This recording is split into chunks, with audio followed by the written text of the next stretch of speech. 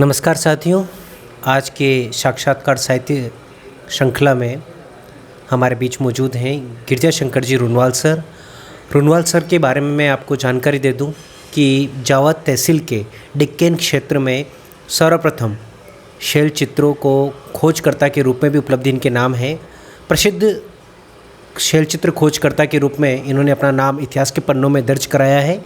वर्तमान में 85 वर्ष की अवस्था में अपने शैक्षणिक कार्य से रिटायर्ड होकर मंदसौर में निवास कर रहे रुनवाल सर से हमारा आज साक्षात्कार है। रुनवाल सर, बहुत बहुत स्वागत है आपका हमारे स्टूडियो में। धन्यवाद सर। रुनवाल सर, आपसे पहला सवाल मेरा ये है कि डिक्केन में जब आपने खोजकर्ता के रूप में अपना कार्य किया तो इसकी प्रेरणा आपको कहाँ से मिली?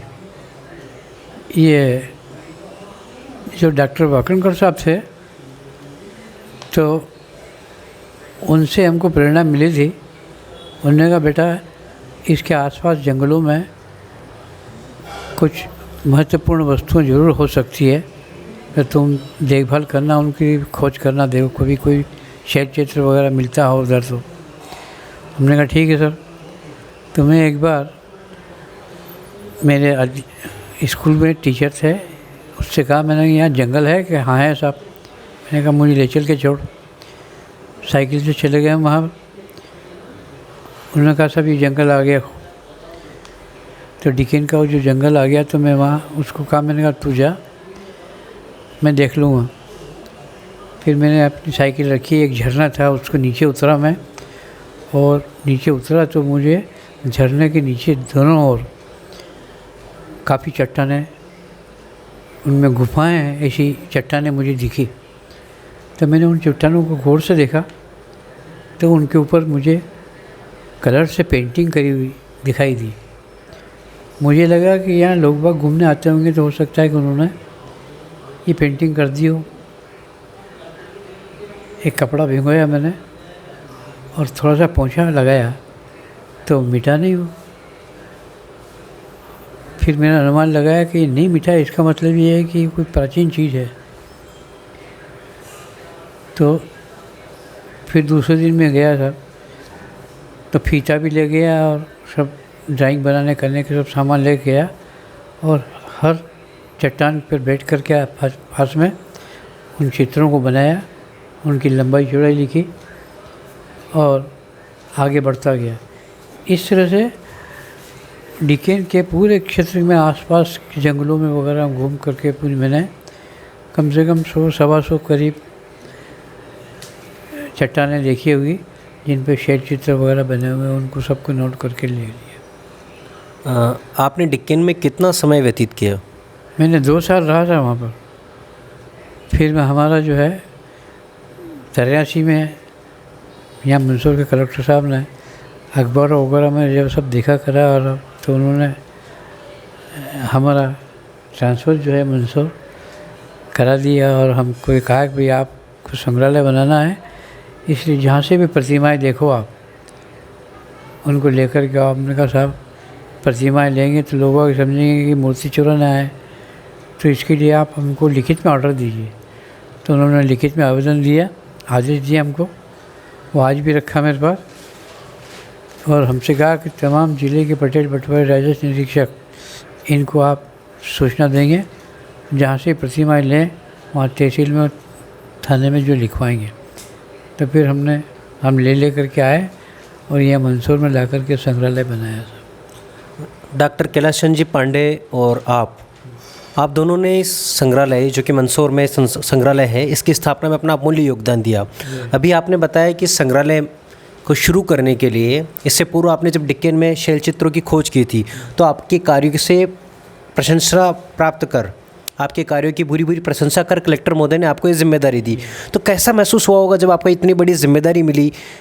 भैया बहुत अच्छा लगा कि चलो कम से कम अपनी जो सेवाएं हैं उन सेवाओं की वैल्यू तो हुई, और हमको अच्छा लगा। और वो जितना अपने प्राचीन वस्तुएं इधर उधर पड़ी थी, कम से कम उनको महत्व तो दिया।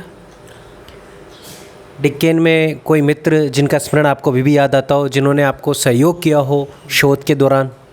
भाई वो तो मुझे मालूम नहीं है, क्योंकि 30-40 साल हो गए गए को बहुत बरस हो गए, तो इसलिए भी शक्ति नहीं रही है, याददाश्त भी कमज़ोर हो गई। तो शैल चित्रों की खोज करने में आपको किन किन दिक्कतों का सामना करना पड़ा? नहीं, मुझे कुछ दिक्कत नहीं हुई वहाँ पर। यहाँ तक कि मैं अपनी साइकिल लेके जाता, जंगल में रख देता और पूरे शैल चित्र जंगल में घूम घूम करके देखता। ऐसा लगता है जैसे कुदरत मेरे लिए एक से एक आगे जो है वस्तुएं बिछाती जा रही है। मुझे साइकिल सही सलामत मिलती थी हर बार? हर बार साइकिल से चलना मिलता था। मतलब डिक्केन की जनता काफ़ी अच्छी थी? डिक्केन की जनता अच्छी थी। और वैसे एक बात भी, अगर बुरा किया होगा तो आपको फल मिलेगा। हमने अपने जीवन में कभी कुछ बुरा काम नहीं किया, तो हमें पूरा विश्वास है कि भगवान अपने पे बड़ा विश्वास करता है। तो डिक्केन में आपके द्वारा जो खोज किए गए शैल चित्र हैं वो कितने पुराने होंगे, कौन से युग के हो सकते हैं? भाई ये तो अब प्राचीन शोधकर्ताओं का है कि वो जो है उनको 5000 साल पहले मानते हैं कि 10,000 साल पहले मानते हैं।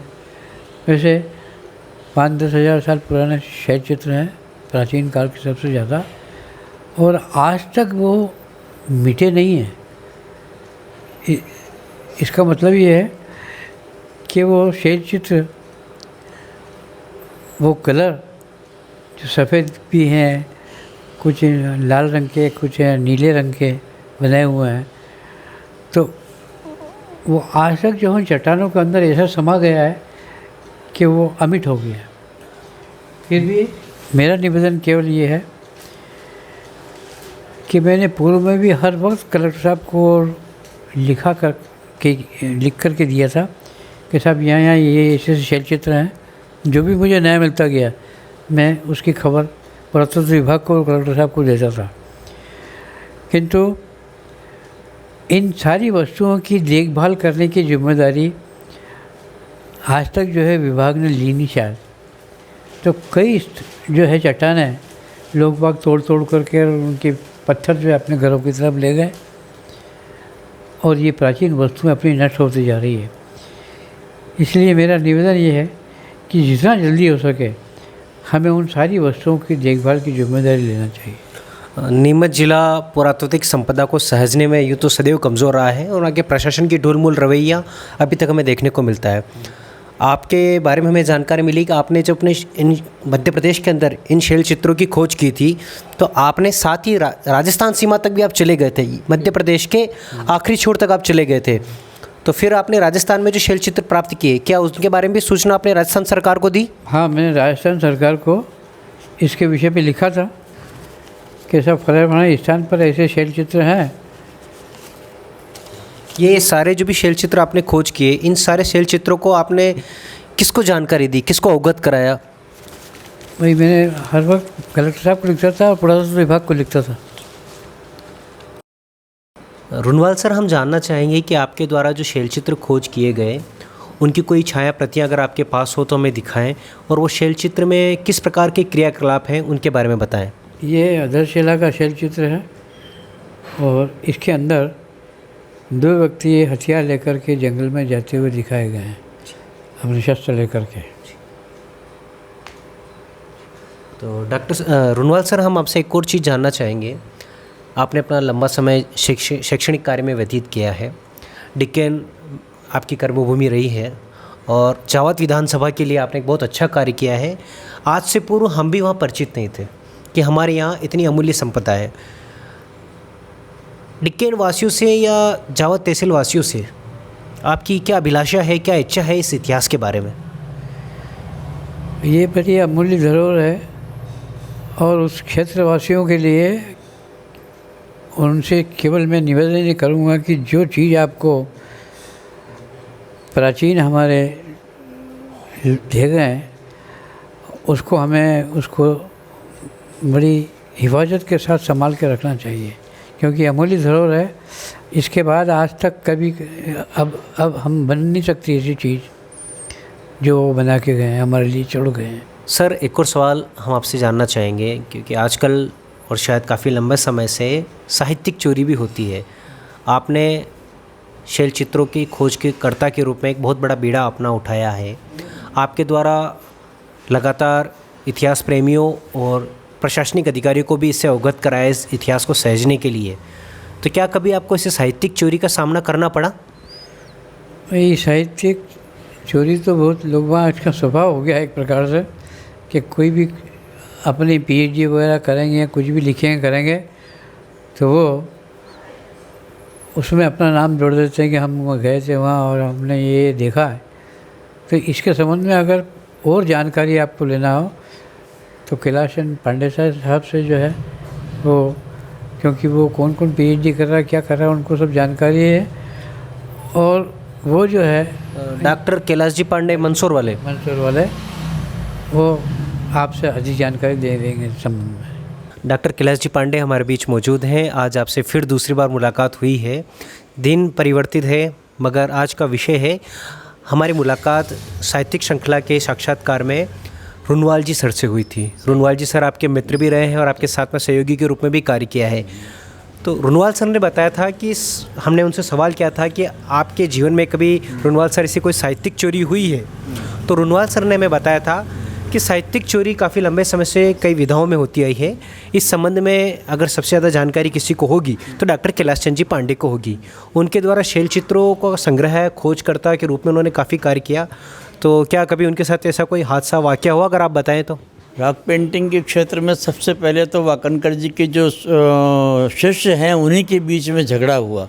भानपुरा क्षेत्र के जो पंचोली जी और इतिहासकार है रॉक पेंटिंग के संबंधित, उन्होंने ये दावा किया कि ये चित्र हमारे द्वारा खोजे गए हैं, जबकि वो चित्र रुनवाल जी के द्वारा खोजे गए थे। फिर उसका प्रमाणीकरण हुआ, नई विधा में काफ़ी पत्र छपे।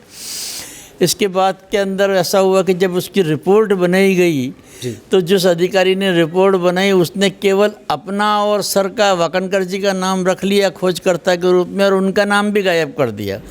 जबकि उस सर्वेक्षण दल में कदवासा से मैं था, डिकेन से रुनवाल जी थे जो खोजकर्ता थे, वाकनकर जी थे और भारती जोशी थी। इसके बाद मुझे लगा कि ये साहित्यिक चोरी बहुत एकेडमिक थेफ्ट जो है बहुत लंबी है, तो मैंने उसके ऊपर एक लेख लिखा और जिन्होंने ऐसा कर्म किया था उनकी सारी बातें मैंने जानकारी करके और जर्मनी एक पत्रिका के अंदर भेजी। तो वहाँ का जो रॉक पेंटिंग के एक्सपर्ट थे लोथार वांके और टिल्नर, उन्होंने मुझे चिट्ठी लिखी कि भाई हम आपका लेख भी छापना चाहते हैं पर हम इनको देखना भी चाहते हैं। फिर वो हिंदुस्तान आए और हम उनको वहाँ दिखाने के लिए ले गए। ये इस चित्र में मिस्टर रुनवाल जी बैठे हैं, ये है टिल्नर हैं जो स्विट्ज़रलैंड के निवासी हैं, और ये एक सूरी करके थे सरदार हैं, ये जर्मनी में ही रहते हैं और ये ट्रांसलेटर का काम करते थे। सर मैं चाहूँगा ये सारे चित्र आप हमारे दर्शकों को भी दिखाएं। हाथ में ये कहाँ का है? डिकेन के पास मच्छी खल्ला नाम का स्थान है और मच्छी खल्ला इसलिए कहलाता है क्योंकि इसमें चट्टान की जो बनावट है उसकी वो मच्छी के आकार के दिखाई देती है, इसलिए इसको मच्छी खल्ला कहते हैं। ये जो है जावद के शैल चित्रों में सबसे सुंदर स्थान है। यहाँ ऊपर से पानी गिरने के कारण जलप्रपात भी बनता है और दोनों किनारों पर इसके रॉक पेंटिंग बनी हुई है। आप भी वहाँ गए हैं सर? मैं और रुनवाल जी हम प्रारंभिक खोज के समय में साथ साथ वहाँ पर हैं। उसके बाद जब मेरा लेख प्रकाशित हुआ जर्मनी की पत्रिका में और जब विदेशी लोग टीम लेकर आए तब भी हम उनके साथ में थे। ये इस चित्र के अंदर ये मिस्टर टिल्नर बैठे हुए हैं और एक सतीश भटनागर हैं, हमारे गुरु भाई थे, ये शांत हो गए नीमच के, इन्होंने भी काफ़ी काम किया था। और रुनवाल जी हैं और सूरी एक उनके ट्रांसलेटर थे। चूँकि उनकी अंग्रेजी इतनी अच्छी नहीं थी, वो जर्मनी बोली बोलते थे, इसलिए अपने साथ एक ट्रांसलेटर को लाए थे। इस प्रकार के चित्र वहाँ पर शैल चित्रों में मिले हैं और काफ़ी अच्छे चित्र हैं। इनका संरक्षण किया जाना चाहिए, ऐसा हम सब लोगों का विश्वास है। तो इस प्रकार हम मान सकते हैं कि रुनवाल सर के साथ जो उनको सम्मान मिलना चाहिए था वो उनको सम्मान नहीं मिला। जिस सम्मान के वो हकदार थे वो सम्मान उनको प्राप्त नहीं हुआ और उनके साथ साहित्यिक चोरी हुई है।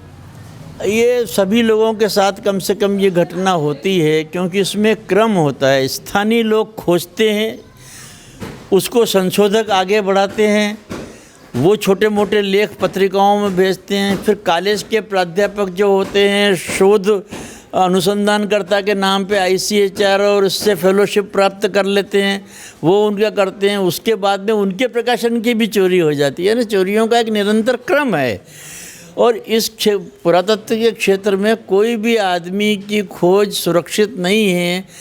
5 दिन बाद, महीने बाद, 2 महीने बाद वो लेख किसी दूसरे के नाम से छप जाता है, वो शोध जो है किसी दूसरे के नाम से प्रकाशित हो जाती है। गिरजा शंकर जी रुनवाल सर से हमें बहुत सारी जानकारियाँ आज प्राप्त हुई हमारे इतिहास के संबंध में, और हम सभी विधानसभा वासियों का बहुत बहुत धन्यवाद करते हैं और इस अनुपम इतिहास को सहेजने की पूरी कोशिश करेंगे।